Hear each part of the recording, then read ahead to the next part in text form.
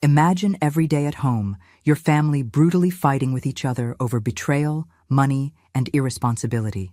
Until one day that argument takes a turn I never imagined before. Good morning, my dear viewers from across this beautiful United States. My name is Jandira Christine Meadows, but folks here in Kentucky know me as Grandma Jandy from the tobacco shop. I decided to tell my story today because there are certain things we keep inside for so long that they end up turning to stone in our chest. And that stone is almost suffocating me from how much it's grown. It's not easy to talk about certain things, but maybe it'll help someone going through what I went through. Maybe give strength to those who need to escape a situation that seems hopeless. I was born in 1947 in a simple little house in the hills of Elizabethtown, near what they now call the Historic District. Our house was small, but it had a big backyard with apple, pear, and cherry trees.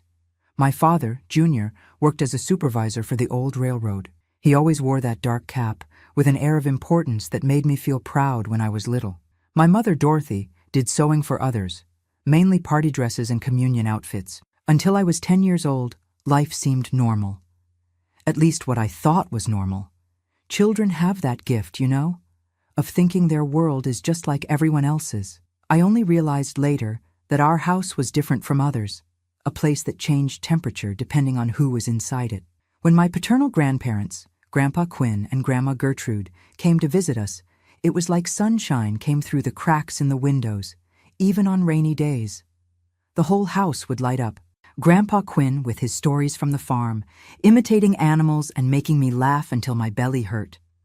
Grandma Gertrude with her cornbread that melted in your mouth and that way she had of stroking my hair while humming old songs. "Jandira, my little granddaughter," Grandma Gertrude always said, "you're blessed.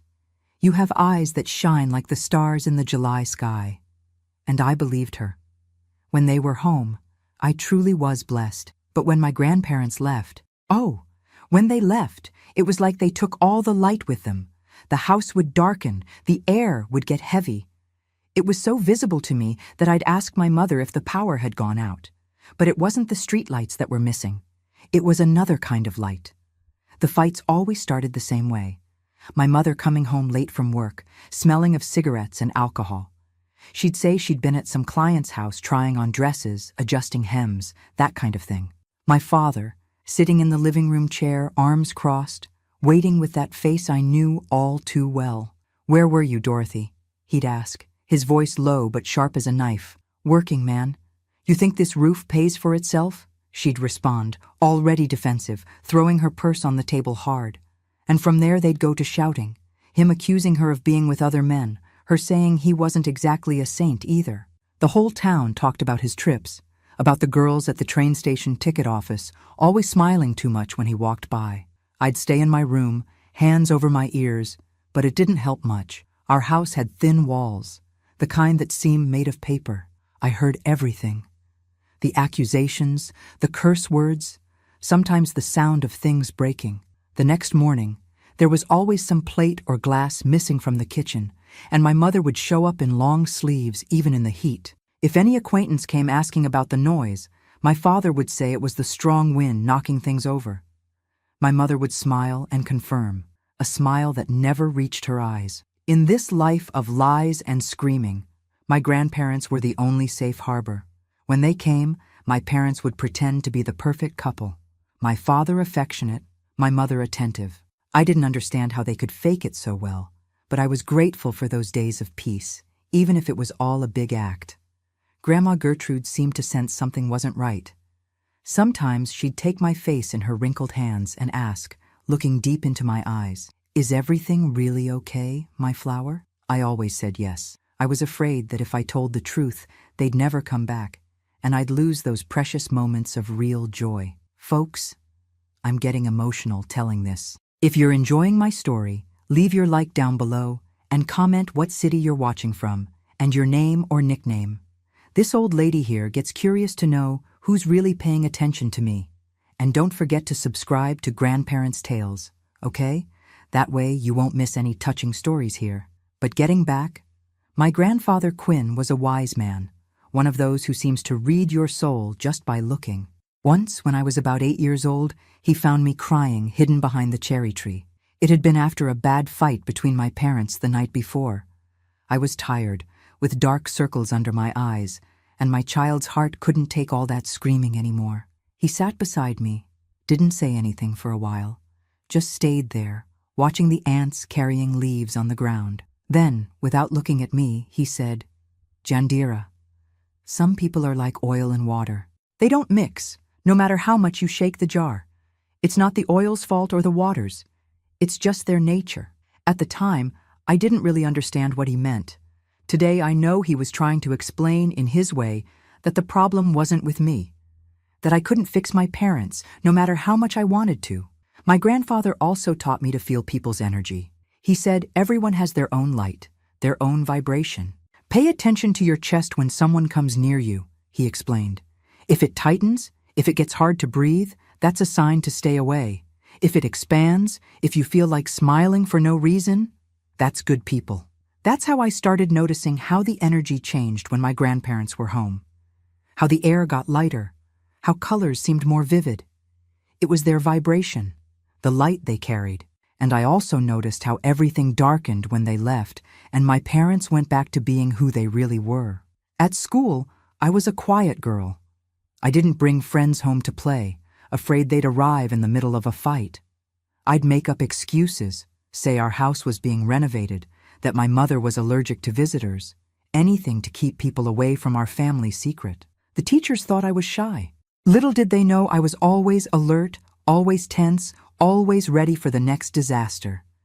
A child of fighting parents learns early to read the climate, to predict storms, becomes a little meteorologist of adult moods. I remember once, I must have been about 9, I won an essay contest at school.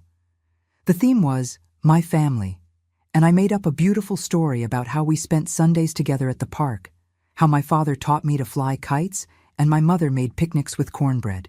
Pure imagination. Our real Sundays were heavy silence, my father reading the newspaper and grumbling, my mother smoking by the window, staring at nothing. The teacher was so enchanted with my essay that she wanted to meet this wonderful family. I panicked. I spent days rehearsing how to tell my parents they needed to pretend to be that family I had invented, but I ended up getting really sick with a high fever on the day scheduled for the visit. I think it was fear that made me sick. The teacher never brought up the subject again, and I silently thanked her for that. When I turned 10, I thought life would get better. It was an important number, double digits. I thought that somehow, magically, this would change everything. It didn't change. Actually, that's when things really started falling apart. First, my grandfather Quinn had a sudden heart attack while working on the farm. It was on a Saturday morning. I remember we were having breakfast when the phone rang. It was rare for the phone to ring at our house. We only had one neighbor who had a phone, and he'd come call when the call was for us. My father answered, and his face changed immediately. He went pale, hands shaking. He didn't even need to speak. I felt it in my chest, that sharp pain, like someone had torn a piece out of me. I knew right away it was my grandfather. Grandma Gertrude couldn't handle the loss. They had been married for more than 50 years. One of those couples you look at and think, that's how it should be. She withered quickly, lost the will to eat, to talk, to live. Less than 3 months after my grandfather's funeral, she was gone too. They said it was a heart attack, like him, but I know it was really a broken heart. With my grandparents' death, things at home got even worse. It was like they were the only glue still holding my parents together, even if just to keep up appearances. Without them, there was no more reason to pretend. The fights became more frequent, more violent. There were no more days of truce, just moments of tense silence between one explosion and another. I couldn't sleep properly anymore, lived startled, waiting for the next scream, the next sound of breaking glass. Until one day, my father came into my room in the morning before I left for school. He seemed different, almost calm, with an expression I hadn't seen in a long time. "Jandira," he said, sitting on the edge of my bed. "I'm going to buy a beautiful gift for your mother today, something special. Maybe things will get better, you know?" I felt a glimmer of hope. Maybe he had finally understood that they needed to change, that they couldn't keep living like that. I went to school with a lighter heart that day. When I came back, my mother was alone at home, smoking in the kitchen with a glass of whiskey beside her. I asked about my father. "He went to buy me a gift, did he?" She laughed, a bitter laugh that made my spine shiver. "The gift he gave me was to disappear. He took his things and left. Must be far away by now." I didn't believe it at first. I thought it was just another fight, that he'd come back at night like he always did. But days went by, and my father didn't return. 1 week, 2, a month. Gradually, I understood that he had really left, that he had abandoned us. And that's how, at 10 years old, I found myself alone with my mother. A woman I barely knew, actually. A stranger who shared the same roof with me, but who seemed to live in another world. A world of bitterness and anger that I didn't understand. Without my grandparents to protect me, without my father to at least divide her attention, I was completely at the mercy of Dorothy. And I would soon discover that the worst was yet to come. Because a desperate woman, abandoned and broke, can do things no one imagines. Not even her own daughter. When I think about everything I went through, sometimes I wonder how I managed to survive. I think we have a strength inside that we only discover when we have no choice left. But let's continue from where I left off. It was shortly after my 10th birthday that the world really started crumbling. I remember like it was yesterday. It was a March afternoon, clear sky, that typical heat of Elizabethtown.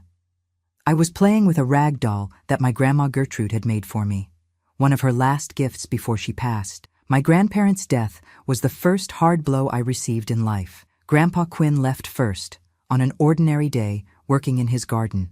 A heart attack, they said. He fell among the cornstalks he cared for so much. Grandma Gertrude tried to go on without him, but it was like they had torn half of her away. In less than 3 months, she was gone too. The neighbors said it was sickness from missing someone. But the doctor said it was her heart too. On that March day, while I was playing, I heard my father coming home earlier from work. This was rare. He normally only came back after nightfall. He came in hurried, didn't even pay attention when I ran to hug him like I always did. He went straight to the bedroom and started throwing clothes in an old suitcase. "Dad, what's happening?" I asked, standing in the doorway, holding my doll tight. He looked at me like he had forgotten I existed. Then, he sighed deeply and sat on the edge of the bed. I'll never forget that expression. A mixture of guilt and relief, like someone who finally made a decision they'd been putting off for a long time. "Jandira," he said, his voice lower than normal. "I'm going to buy a beautiful gift for your mother, something special. We need a change." I believed him. Children have that innocence, you know? They believe the words, not the eyes. And his eyes were saying something completely different. "Can I come with you?" I asked, already imagining what kind of gift it would be. "No, daughter. It's a surprise. You stay and help your mother prepare a nice dinner for when I come back." He closed the suitcase, gave me a kiss on the forehead, longer than usual, and left. That was the last kiss, the last time I saw my father. Junior Meadows disappeared from our lives that day, without looking back. My mother arrived hours later, smelling of alcohol as always. She noticed something was different as soon as she walked in. Maybe the silence of the house, maybe my face like someone who had cried all afternoon, waiting for a father who wasn't coming back. "Where's your father?" she asked, throwing her purse on the couch. "He went to buy you a gift," I replied, still with a glimmer of hope. "He said it was a surprise." She let out a dry laugh, one of those that has nothing funny about it. She went to the bedroom and opened the closet. She stood looking at the empty space where his clothes should have been.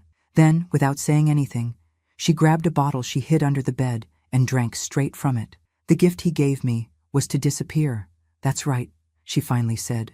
Her voice choked. "He took his things and left. Must be far away by now." I didn't believe it at first. I spent days waiting, looking out the window, running to the door every time I heard footsteps on the street.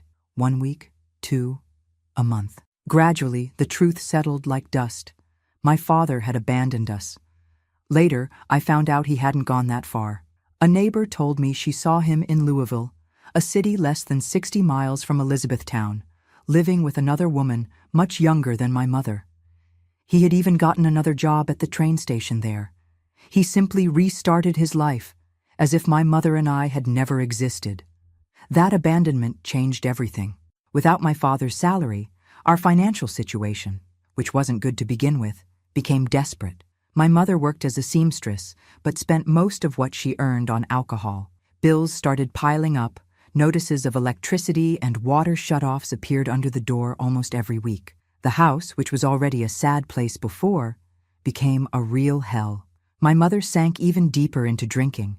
She no longer hid it, drank in front of me, sometimes from the moment she woke up. The clients who brought clothes for her to sew started disappearing.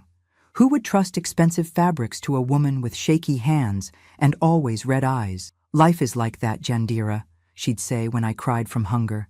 One misfortune after another. The sooner you learn that, the better. I started missing classes to try to help at home. I went door to door offering to wash clothes, sweep yards, anything to get some change. I was only 10 years old, but I already carried grown-up responsibilities. The teachers tried to intervene. Mrs. Eunice, who taught 3rd grade, even came to our house to talk to my mother. She said I was a smart girl, that I had a future in studies. My mother promised she'd send me to school the next day, but as soon as the teacher left, she told me to forget that conversation. Study for what? To be like your mother? Or like your father, who studied and isn't even good enough to stay with his family? We need money, not books. And so, gradually, school was left behind. I'd go once, twice a week at most. Classmates started treating me differently. The girls would whisper when I passed. Boys made jokes about my mother. Soon, it was easier not to go at all. I remember one day when I opened the refrigerator and there was only a wilted onion and half a bottle of bourbon. The kitchen cabinet had a package of flour with weevils. That was all we had in the house. My stomach ached from hunger, but there was nothing to eat. My mother was lying on the couch on one of those days when she couldn't even get up from so much drinking. That's when I had an idea. I took the last pretty dress I had, one that my Grandma Gertrude had made for me before she died, and went to the farmer's market. There was a lady who sold pastries there, Mrs. Genevieve. She always looked at me with pity when I passed by. I offered the dress in exchange for food. "My child, this dress is worth much more than some pastries," she said, her eyes full of compassion. "But I'm very hungry, Mrs. Genevieve, and there's nothing to eat at home." She didn't accept the dress. Instead, she gave me a bag with bread, a piece of cheese, and some fruit. She said I could help at her stand on Saturdays if I wanted to earn some change. It was my first real job. The situation at home kept getting worse. My mother started disappearing for days, coming back smelling not just of alcohol, but of men's cologne, too. I'd stay alone, taking care of the house as best I could, eating what I could buy with the little money I earned at the market or doing small jobs. My clothes didn't fit anymore, shoes were tight. I grew up wearing dresses that got shorter and shorter, mending holey socks, washing the same blouse several times a week, because it was the only one that still fit. It was around this time, when I was about 12, that my mother met Jeremy. He owned a fabric store in downtown Elizabethtown, a man in his 50s, pot-bellied, always in a well-pressed dress shirt and a gold watch on his wrist. I remember the first day I saw him. He had green eyes, cold as well water, that examined me from head to toe in a way that made me want to hide. "Your daughter is a pretty young lady, Dorothy," he said to my mother while looking at me. "She got your beauty." My mother smiled, in that way I rarely saw. It wasn't a smile of happiness, but of someone who had just found a solution to a difficult problem. I realized later that, for her, I had stopped being just a mouth to feed and had become a resource. Jeremy started showing up at our house frequently. He brought gifts for my mother, bottles of better alcohol than the cheap bourbon she usually drank, fine fabrics, even a pair of new shoes once. For me, he brought candy and sometimes a dress that had leftover from the store. He always asked me to try them on in front of him, always insisted on seeing how it looked. My mother finally got a steady job at his store.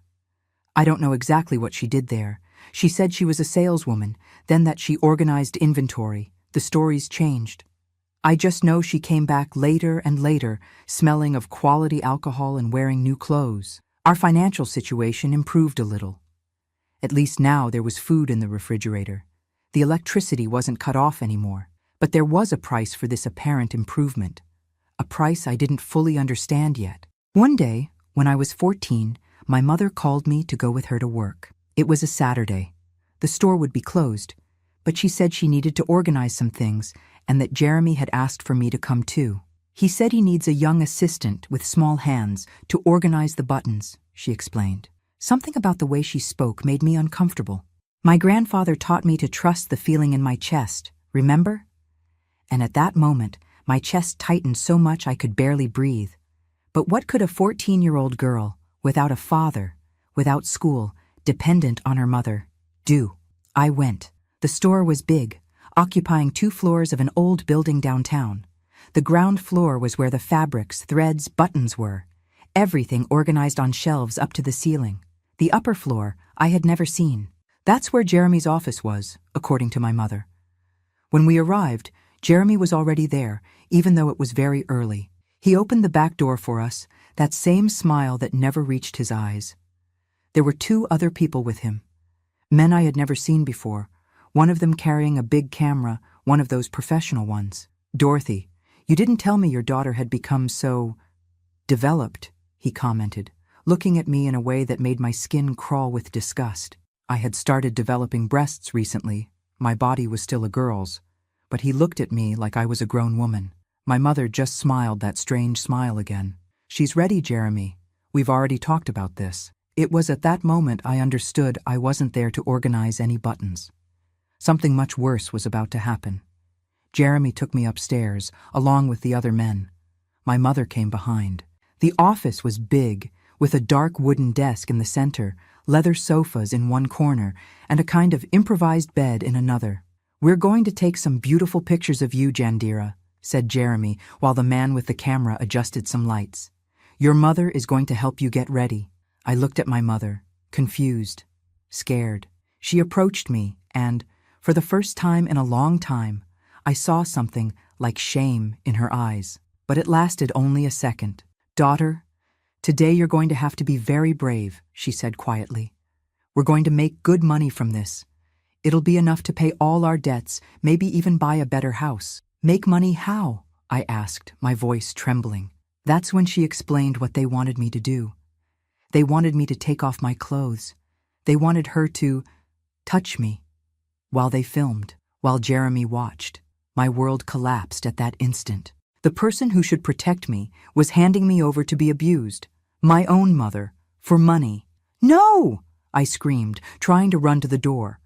But one of the men held me. "We don't have time for this," said Jeremy, irritated. "Dorothy, control your daughter, or the deal is off." What happened in the following minutes is something I try to erase from memory to this day. My mother holding me, forcing me while I cried and begged. Jeremy saying what she should do to me, how to touch me, where. The camera flash recording everything. The shame, the disgust, the pain, the feeling of betrayal so deep I thought I would die right there. When it was all over, I stayed huddled in a corner, shaking, while my mother and Jeremy discussed payment. I heard numbers being mentioned, amounts that for us were a fortune. Money for which my mother had sold my dignity, my childhood, my trust. On the way home, she tried to comfort me, saying it had been just that once, that we'd never have to do that again, that with the money we could start a new life, that I should be strong, that women in our situation sometimes had to make sacrifices. Sacrifices, I screamed through tears. "Is that what you call what happened there? A sacrifice?" She didn't answer. She just kept walking, the wad of money secure in her purse, a satisfied smile on her lips. At that moment, I understood I was no longer a daughter. I was merchandise. When we got home, I locked myself in the bathroom and tried to scrub my skin until it bled, as if I could clean what had happened. I cried until I had no more tears. I thought about running away, about killing myself, about anything that would get me out of that nightmare. But then, looking at the small bathroom cabinet, I saw the bottle of lye that my mother used to unclog the drain. I remembered that my father kept other chemical products in a little room at the back of the house, leftovers from when he worked on the railroad and brought things home. It was there, at rock bottom, that I had an idea. A terrible, desperate idea, but one that seemed like my only way out. If it worked, I would escape that hell. If it didn't, well, anything would be better than living as merchandise in my own mother's hands. That night, while she celebrated our new fortune drinking until she passed out. I started planning my escape because I knew, deep in my heart, that it hadn't been just that once. It was just the beginning, and I needed to leave before it happened again. The plan was formed in my head, as clear as water. I just needed courage to execute it. And at that moment, courage was the only thing I had in abundance. In life, we learn that not all monsters look like monsters. Sometimes they look like the people who should protect us. It's hard to tell this part of my story, but I'll try. The wound still hurts, even after so many years. That night, after what happened at Jeremy's store, I couldn't sleep. Every time I closed my eyes, I felt my mother's hands touching me, heard her voice telling me what I should do, saw the camera flash recording my humiliation. I stared at the cracked ceiling of my room until sunrise, thinking about what had happened and what could still happen if I stayed there. My mother slept all day. The drinking binge from the night before had been big, celebrating the money she got from selling her own daughter. I took advantage of her being unconscious to explore the little room at the back, where my father kept his things. The lock was rusty, but I managed to open it with a piece of wire. The musty smell inside was strong, mixed with the odor of chemicals. On the wooden shelves, I found several bottles and cans, many without labels. Some I recognized: kerosene, turpentine, paint. Others, I had no idea what they were. At the back, in a dark corner, I found what I was looking for: a jug of lye still half full.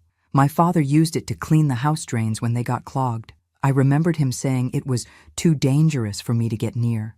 I took the jug carefully and hid it under my bed.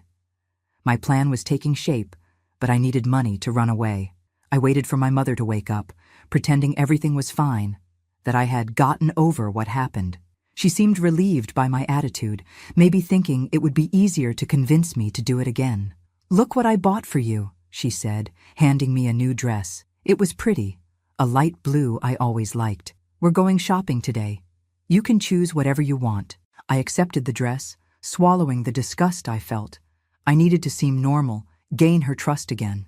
We went downtown, bought clothes, shoes, even cheap perfume. Things we never had the means to buy before, all paid for with money from my shame. While she was distracted in a fabric store, I managed to take some bills from her purse. Not much, just enough for a bus ticket and a few days of food. I hid the money in my sock, praying she wouldn't notice. We came home with bags full, but my heart was empty. That night, she received a phone call. From the tone of the conversation, I realized it was Jeremy. My blood froze when I heard her say, "Of course, no problem. We'll bring her tomorrow." When she hung up, she came to me with that same fake smile. "Jeremy really liked the photos, daughter. He wants to take some more tomorrow. He said he'll pay double this time." It was at that moment I knew. It had to be that night. There was no more time. "Okay, Mom," I replied, trying to control the tremor in my voice. "I think I understand that this is important for us." She seemed surprised by my acceptance, but satisfied. She hugged me, a hug that before would have meant comfort and now only caused me revulsion. "You're a good girl, Jandera. You'll see. Soon we'll have a much better life." I waited for her to take a bath before sleeping, as she always did. I heard the shower turn on and knew it was my chance. I got the lye jug from under the bed, my hands shaking so much I almost dropped it. The cap was tight, but I managed to open it. The strong smell made my eyes burn. Our house's bathroom was separated only by a yellowed plastic curtain. I could see my mother's silhouette through it, humming softly as she washed herself, probably thinking about the money she'd make the next day. I approached slowly, the heavy jug in my girl's arms. Each step seemed like an eternity.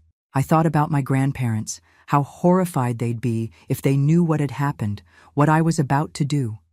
I thought about my father, who abandoned us and left me at the mercy of that woman I no longer recognized as a mother. I stopped at the bathroom entrance, the curtain swaying slightly with the shower steam. It was my last chance to give up, to find another way out. But what way out would exist for a 14-year-old girl without money, without education, with no one in the world to protect her? "Mom," I called, my voice surprisingly firm. "What is it, Jandira?" she replied, pulling the curtain aside just a little to look at me. Our eyes met for a second. I saw confusion in her look, then fear when she noticed the jug in my hands. Before she could say anything, I raised the container and threw the contents in her direction. The scream she let out will stay with me until the end of my days. The lie hit mainly her chest and arms, a little on her face. She slipped on the wet floor, falling inside the shower stall, writhing in pain while trying to get that corrosive substance off her skin. I didn't stay to see more. I dropped the jug and ran to the bedroom, where I already had a small bundle prepared with some clothes and the money I had managed to take. I also took her wallet from the dresser in the living room, where she had kept the rest of the money she earned from my humiliation. The screams continued, mixed with the noise of the shower. Part of me wanted to go back, help somehow, but the other part, the part that had been betrayed in the worst possible way, just wanted distance. I left through the front door without looking back, my heart beating so hard it felt like it would explode. The streets were dark and empty at that hour of the night. I ran to the bus station, which was about a 20-minute walk from our house. Every shadow scared me. Every noise seemed to be someone coming after me, but I managed to get there breathless, with trembling legs from exhaustion and fear. Elizabethtown's bus station was small, just a few platforms and a waiting room with wooden benches. There were few buses at that hour, one to Louisville that was already leaving, another to Nashville that would only leave in the morning. I chose the one that was departing. It didn't matter where, as long as it was far from there. "One ticket to Louisville," I asked the sleepy man at the counter, trying to seem older than I was. Luckily, he barely looked at me, just took the money, and handed me the ticket. I got on the almost empty bus and sat in the back, huddling against the window. As the vehicle left the station, I felt a mix of relief and terror. I had just thrown lie on my own mother. I didn't know if she would survive, if she would have serious scars. I could be sought by the police, maybe even arrested, but at that moment, none of that mattered more than escaping. Escaping from those men, those cameras, those hands that should protect me, and instead handed me over to abuse. The trip to Louisville took about an hour and a half. I stayed awake the whole time, looking out the window at the darkness passing by, the occasional lights of some town or gas station. I thought about what I would do when I arrived in the city. I didn't know anyone there, had never left Elizabethtown before. The big city scared me as much as staying. I arrived at Louisville's bus station still in the early morning. The place was huge compared to Elizabethtown's small station, full of people even at that hour. Noisy, confusing. I felt completely lost. I sat on a bench and stayed watching the movement, trying to decide what to do. I had enough money for a few days in a cheap hotel, maybe a week if I saved a lot. After that, I'd need to find work, a place to stay. I ended up falling asleep right there, on the station bench, the bundle of clothes clutched to my chest. I woke up with a lady gently shaking me. "Girl, you can't sleep here. It's dangerous," she said, her voice kind despite the warning words. She was a black woman, middle-aged, dressed in a cleaning uniform. "Where's your family?" I couldn't answer. The tears I had held back all night finally came, in uncontrolled sobs that shook my whole body. The woman, who I later found out was named Zelda, sat beside me and waited patiently for me to calm down. "I don't have family," I managed to say finally, between sobs. "I ran away from home." She looked at me for a long moment, as if evaluating whether I was a problematic runaway or a victim. She must have decided on the second option, because she sighed deeply and said, "Come with me. I'll buy you coffee and you tell me this story properly." Zelda took me to the station snack bar, ordered coffee with milk and buttered bread for me. While I ate, realizing only then that I was starving, I told an edited version of my story. I said my mother drank a lot, that she had started hitting me, that I ran away because I was afraid. I didn't mention Jeremy, the photos, the lie. Some truths are too heavy to share with strangers. "How old are you?" she asked, observing me attentively. 16, I lied, trying to seem older. I was only 14, but I knew that being a minor, she could turn me over to some child services who would send me back to Elizabethtown. Zelda didn't seem very convinced, but didn't insist. "Do you have any relatives here in Louisville? Someone who can take you in?" I shook my head. "I don't know anyone here. I came because it was the bus that was leaving." She was silent for a moment, thoughtful. Then she said something that changed the course of my life. "Look, I can't take you to my house. I live in a small room with my 2 daughters. We barely fit there. But I know a place where you can stay for a few days until you decide what to do. It's a tobacco shop downtown. The owner, Mr. Adelbert, sometimes lets people stay in the back room in exchange for help at the counter. It's not much, but it's better than the street." I accepted the offer immediately. Anything would be better than going back to Elizabethtown or wandering the streets of a city I didn't know. Zelda finished her shift at noon and took me to the tobacco shop. It was a small place on a narrow downtown street with a dusty window displaying pipes, cigarettes, and tobaccos of various brands. The strong smell of tobacco invaded your nostrils as soon as you opened the door. Mr. Adelbert was behind the counter, a man of about 50, thin, with a graying mustache and reading glasses on the tip of his nose. He looked at me suspiciously when Zelda explained the situation. "I'm not an orphanage, Zelda," he grumbled, examining me over his glasses. "And she's too young. She'll bring me problems." "She needs help, Adelbert," Zelda insisted. "Just for a few days, until she finds another place. She can work to pay for lodging." He sighed, seeming resigned. 3 days, not one more, and she'll have to work hard. That's how my life at Adelbert's tobacco shop began.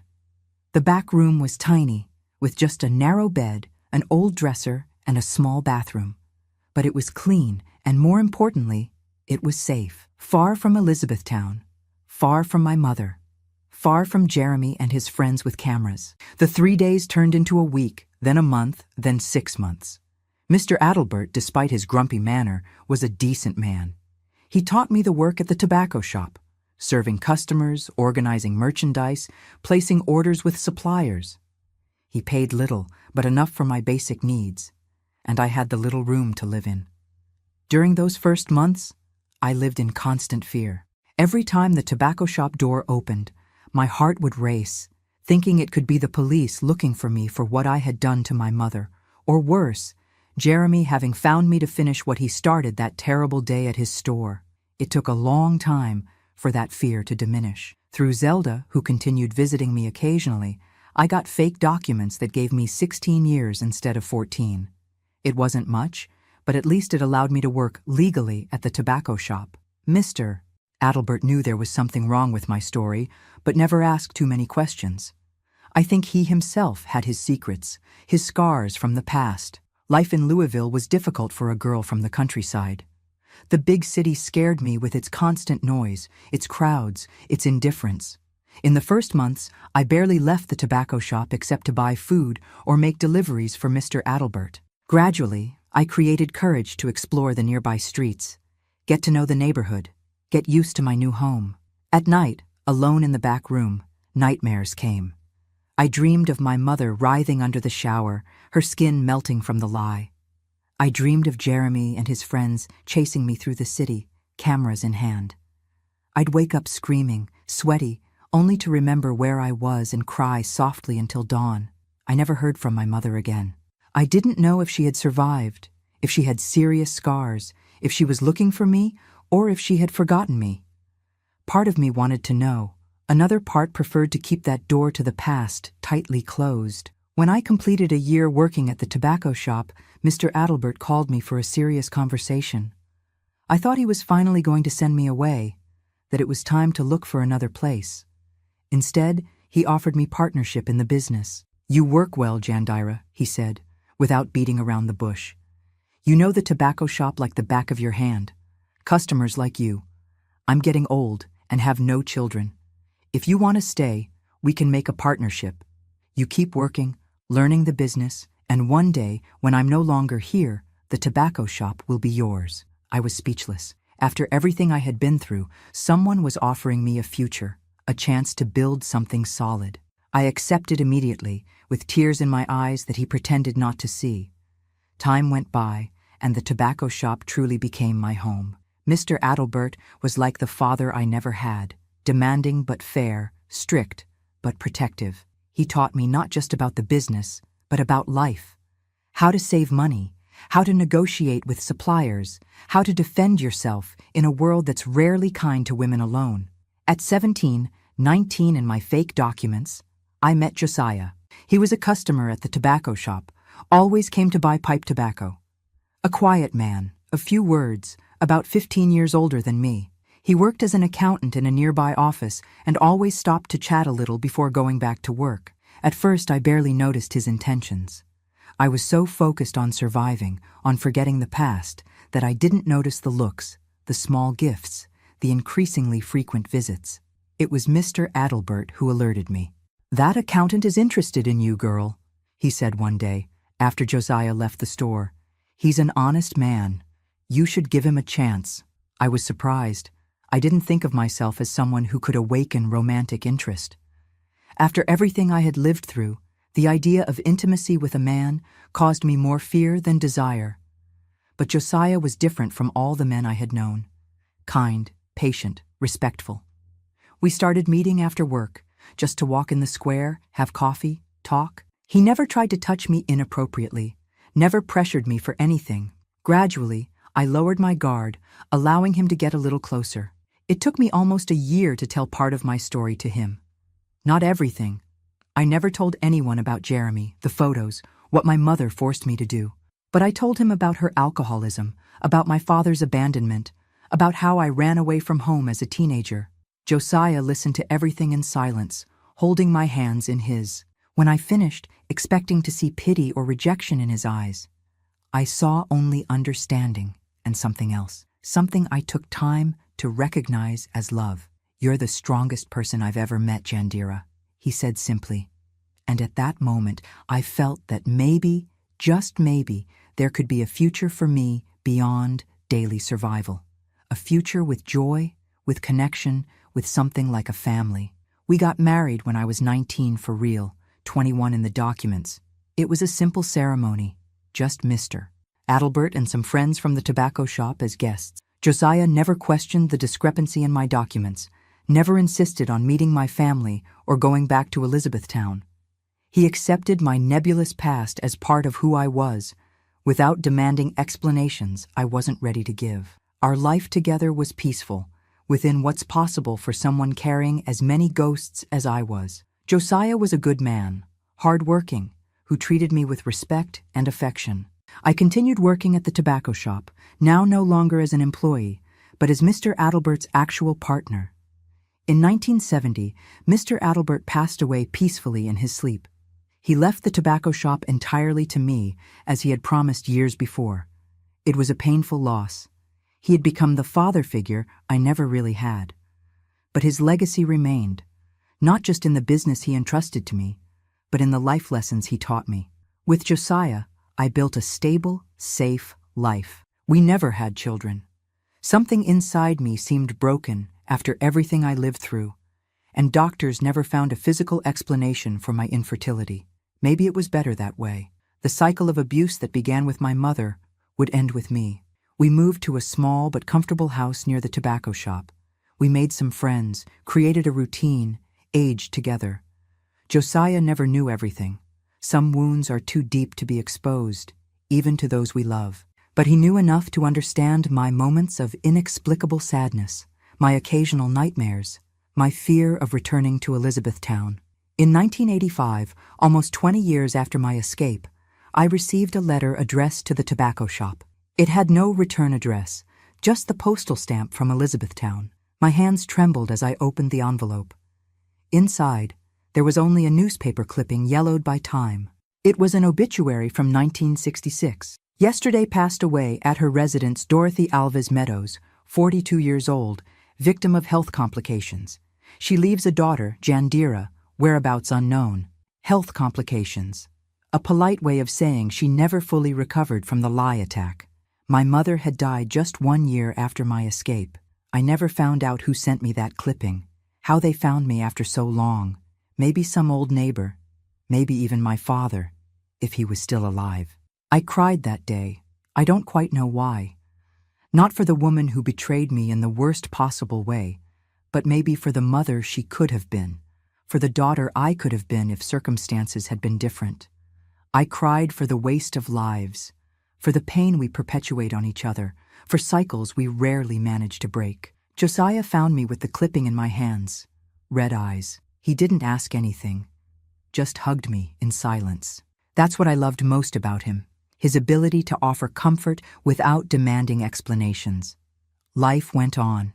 The tobacco shop prospered under my care, despite the economic difficulties the country faced in the following decades. Josiah retired from the accounting office, but continued helping me with the business finances.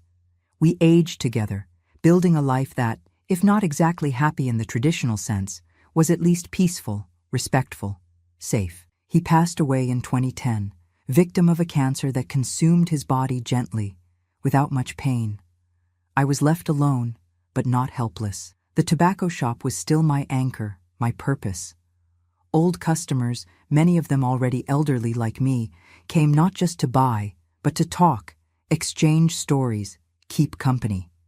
And so I reached 76 years old, still behind the same counter where I found refuge when I was just a scared girl running from horrors no child should know.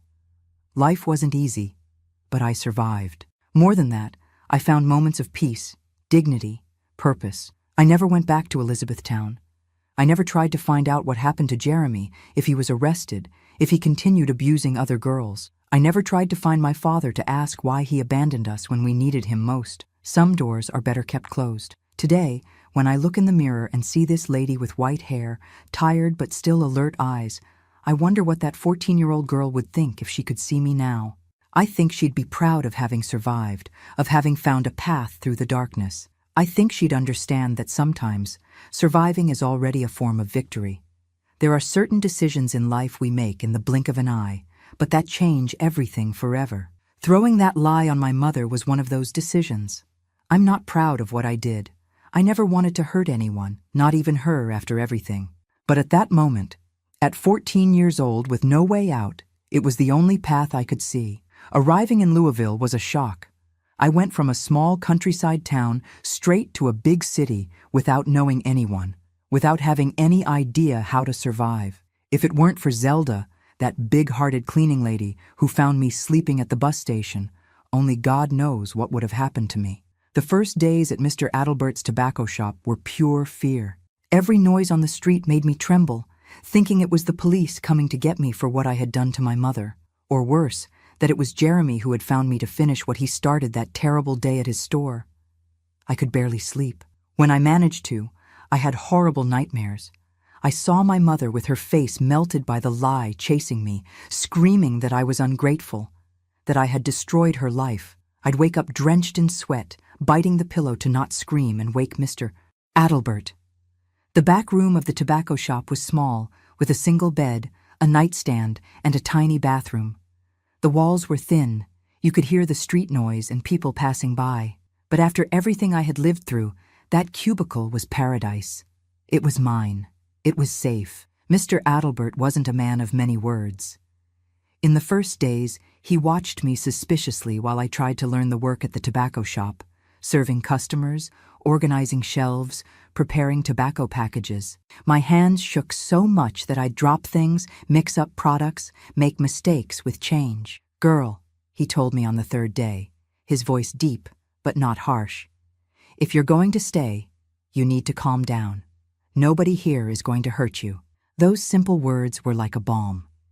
Maybe because, for the first time in a long time, I felt they were true. Mr. Adalbert didn't want anything from me beyond the honest work we had agreed on. There were no second intentions in his eyes, no malicious smile, no hand that accidentally touched my body. Gradually, I learned the trade. The tobacco shop mainly sold pipe tobacco and roll-your-own cigarettes, plus accessories like lighters, cigarette holders, and imported pipes. It was frequented by a loyal clientele, mostly older men, who came not just to buy, but to talk, exchange stories, escape loneliness a little. Mr. Adalbert taught me to recognize different types of tobacco by smell and texture. He taught me to wrap packages with that brown paper and twine, making a perfect bow at the end. He taught me to handle money, to do the cash register accounts, to negotiate with suppliers. More importantly, he taught me to trust again, not all at once, but gradually, like someone testing thin ice before stepping hard. "Everyone has a sad story to tell, Jandira," he told me one night as we closed the store. "What matters isn't what happened to you, but what you're going to do from here on." I never told him everything. Some things are too heavy to share, even with those who shelter us. But I told him enough, that I had run away from home because my mother drank a lot, that my father had abandoned us, that I no longer had family. He didn't ask many questions, just nodded like someone who understands more than was said. After a few months, I started receiving a small salary besides lodging.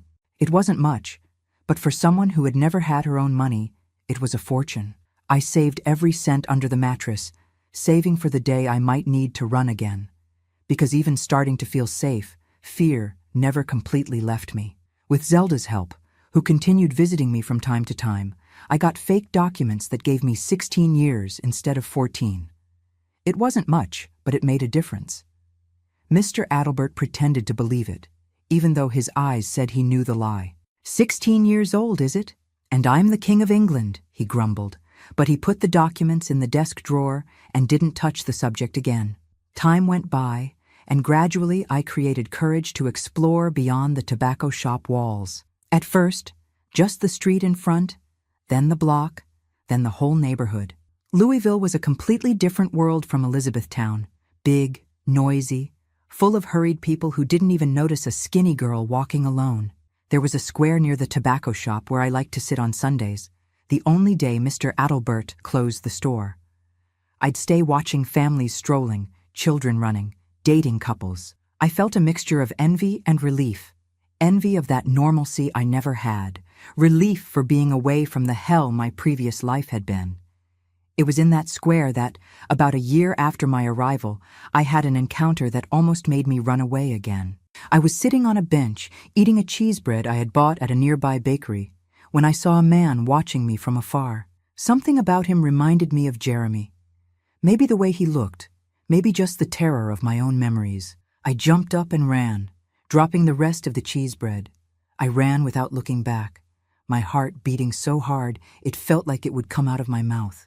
I locked myself in the tobacco shop's little room and spent the rest of the day shaking, waiting for the door to be broken down at any moment, for cruel hands to drag me back to Elizabethtown, back to hell. But nothing happened. Nobody came.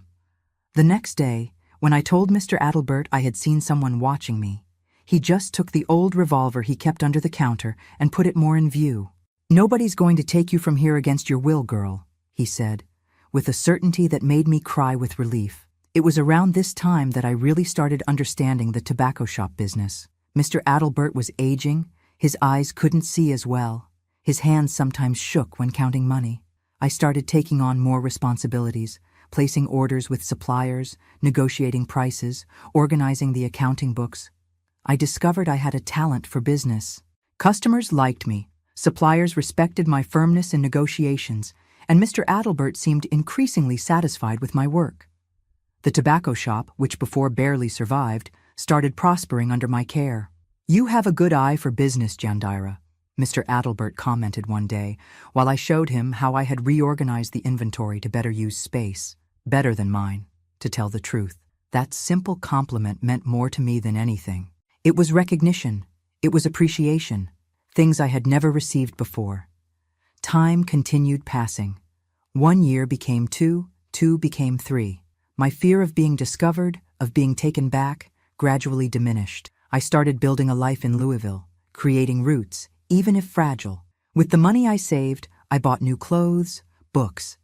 I always liked reading, even having little formal education. Even a small radio to listen to music in the back room. I started going to the movies occasionally, sitting alone in the last row, lost in the screen stories that made me forget my own for a few hours. I was 17, 19 in the fake documents, when Mr. Adalbert called me for a serious conversation. It was late afternoon, the tobacco shop already closed, just the two of us sitting on the stools behind the counter with 2 cups of strong coffee. "Jandira," he began, his voice hoarser than normal. "I'm not a man who beats around the bush, you know me. I'm getting old. My eyes don't see right anymore. My joints hurt in the cold. The doctor said my heart isn't the best." I felt a tightness in my chest. The idea of losing Mr. Adalbert, the only person who had been genuinely good to me since my grandparents, was unbearable. "I don't have family," he continued. "Never married, don't have children. It was always just me in this tobacco shop. But now I have you." He paused, took a sip of coffee, looked me in the eyes. I want you to keep the tobacco shop when I'm no longer here. I was speechless.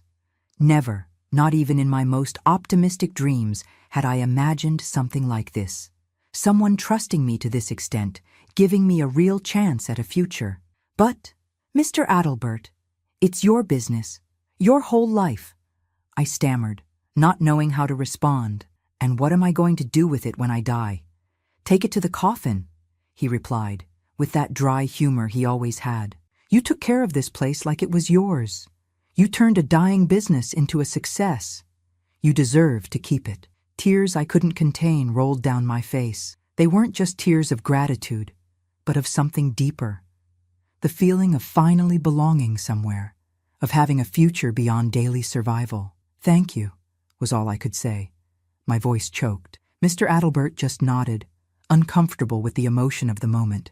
He finished his coffee, got up and said, as if we were just closing another normal workday, "Tomorrow we'll go to the notary to sort out the paperwork." And so, from one day to the next, I became the future owner of Adalbert's tobacco shop.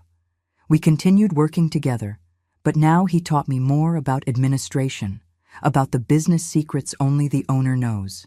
I started feeling not just safe, but with purpose, with a place in the world. It was around this time that I met Josiah. He was a customer at the tobacco shop, always came to buy pipe tobacco on Thursdays. A quiet man with round glasses and hair already graying at the temples, despite not being that old. He must have been about 35 at the time. At first, I barely noticed his looks, his small gestures. After everything I had lived through, I had built a high wall around my heart. Men were potential threats, not potential partners. But Josiah was different. He never tried to touch me, never made inappropriate comments, never looked at me like Jeremy and his friends had looked, like an object to be used and discarded. He talked to me about books. He was an accountant and liked literature. Asked my opinion about the tobacco he bought. Treated me like a person, not like a girl alone and vulnerable. It was Mr. Adalbert who alerted me to his intentions. "That accountant is interested in you, girl," he said one day, after Josiah had left the store. "He's a decent man. You should give him a chance." The idea scared me. After what I had lived through with my mother and Jeremy, the simple idea of intimacy with a man gave me chills. But there was also a small part of me, a part that still dreamed of something like normalcy, that wondered what it would be like to be truly loved, respected, valued. It took me weeks to create courage, but finally, on a Thursday like any other, when Josiah came to buy his tobacco, I accepted his invitation to have coffee after work. We went to a simple cafeteria near the tobacco shop. I was so nervous I could barely hold the cup without spilling.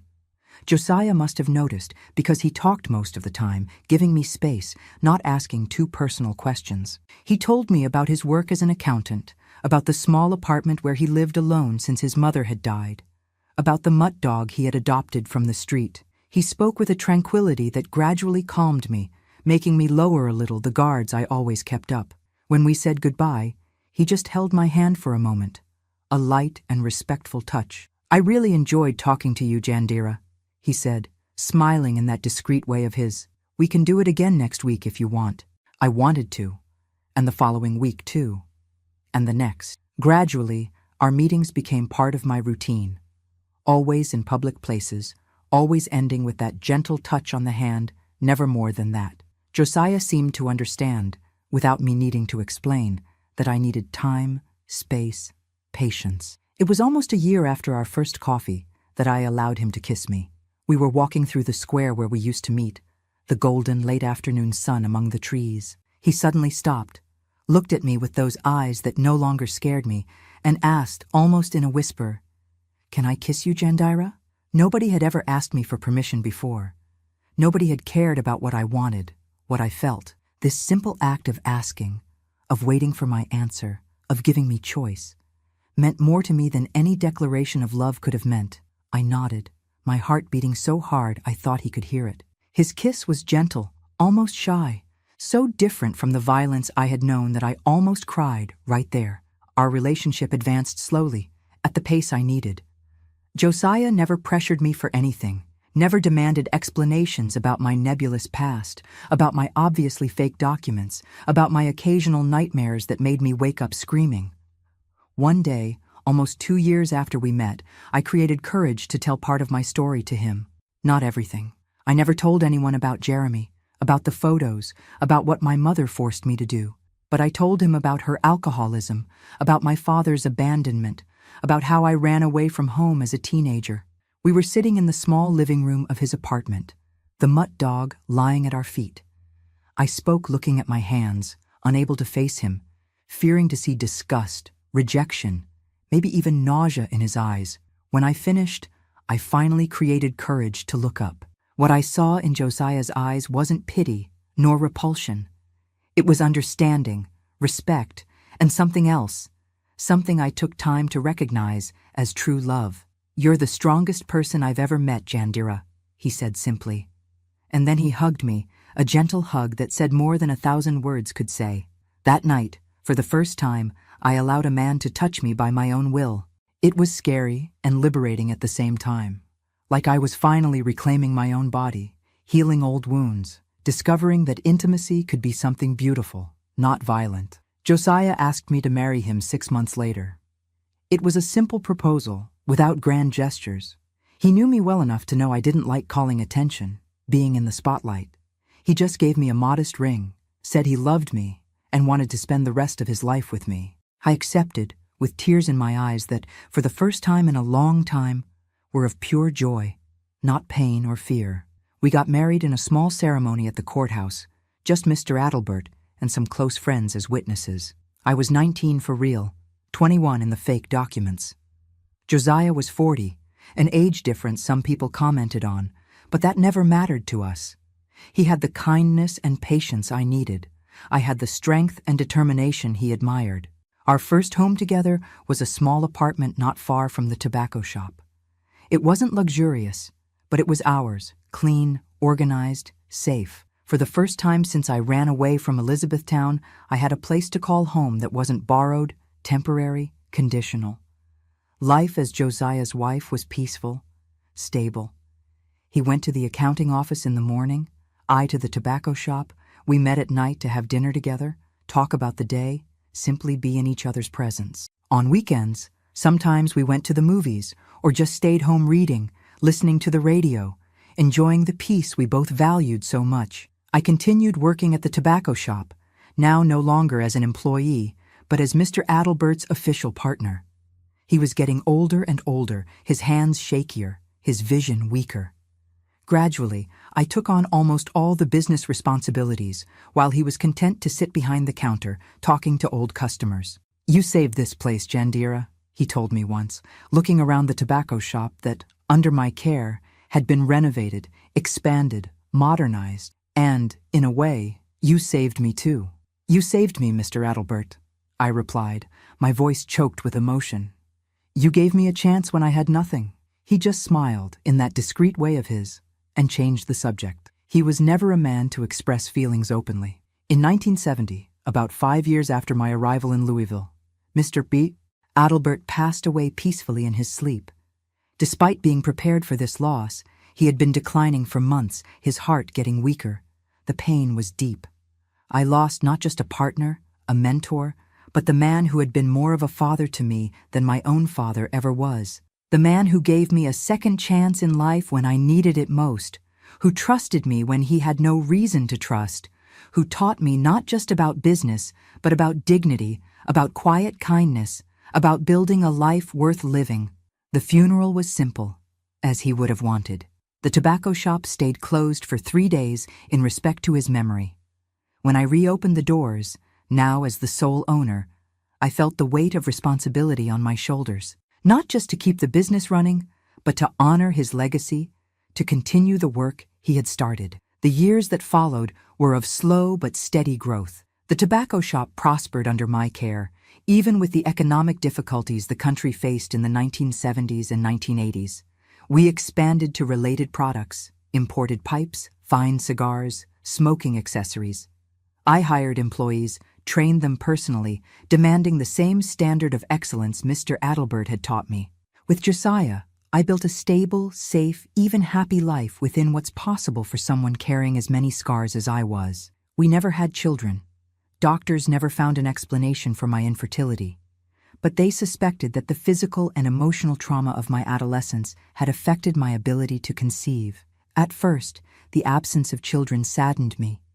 I dreamed of building the family I never had, of being the mother my own mother never was. But over time, I accepted that maybe it was better that way. The cycle of abuse that began with my mother would end with me. And we had a full life, even without children. Our work, our friends, each other. In 1975, we bought a small but comfortable house near the tobacco shop. It was a huge achievement for me. A girl who ran away from home with just the clothes on her back was now the owner of a prosperous business and her own house. Sometimes, lying in bed next to Josiah, looking at our bedroom ceiling, I wondered if all of that was real or just a dream I would wake up from at any moment, back to the hell my childhood had been. Years went by, and I never heard directly from Elizabethtown again, from my mother, from Jeremy. It was like that part of my life had been sealed in a separate compartment, a door I rarely dared to open. Josiah respected this silence, never insisting on knowing parts of my story I wasn't ready to share. Until, in 1985, almost 20 years after my escape, I received a letter addressed to the tobacco shop. It had no return address, just the postal stamp from Elizabethtown. My hands trembled as I opened the envelope. Inside, there was only a newspaper clipping yellowed by time. It was an obituary from 1966. Yesterday passed away at her residence, Dorothy Alves Meadows, 42 years old, victim of health complications. She leaves a daughter, Jandira, whereabouts unknown, health complications. A polite way of saying she never fully recovered from the lie attack. My mother had died just 1 year after my escape. The news hit me in a way I didn't expect. I didn't feel joy, nor relief, nor even satisfaction that some kind of justice had been done. I felt only deep sadness, not for the woman who betrayed me in the worst possible way, but for the mother she could have been, for the daughter I could have been if circumstances had been different. I cried that night, in Josiah's arms, who didn't ask anything, just held me while tears washed away decades of accumulated pain. I cried not just for my mother, but for myself, for the girl I was, for the lost innocence, for the years that couldn't be recovered. I never found out who sent me that clipping, how they found me after so long. Maybe some old neighbor, maybe even my father, if he was still alive. But in a way, that yellowed piece of paper brought a strange kind of closure. My mother was dead. Any chance of confrontation, of explanations, of maybe even forgiveness had disappeared with her. Life went on. The tobacco shop continued prospering, becoming an institution in downtown Louisville. Customers came not just to buy, but to talk, exchange stories, keep alive a tradition in times of rapid change. Josiah and I aged together, watching the world change around us. We saw the end of various social movements, changes in laws, economic ups and downs. Through all of it, we maintained our small island of stability. The tobacco shop, our house, our relationship based on mutual respect and silent understanding. In 2010, Josiah got sick, a cancer that started in the pancreas and quickly spread. Doctors gave him 6 months. He lasted almost a year, always fighting, not from fear of death, but, as he told me once, to have more time with you, my love. I lost my companion of almost 45 years on a rainy March afternoon.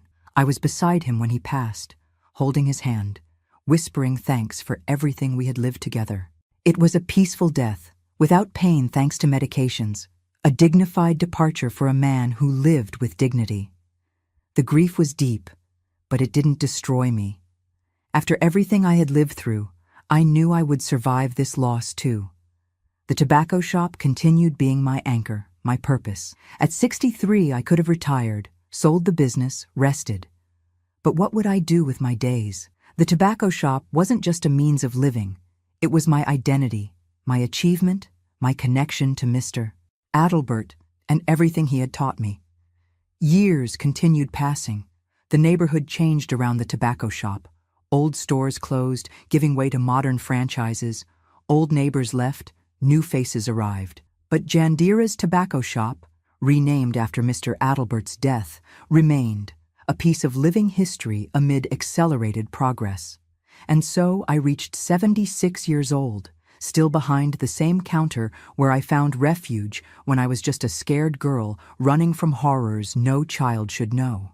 Life wasn't easy, but I survived.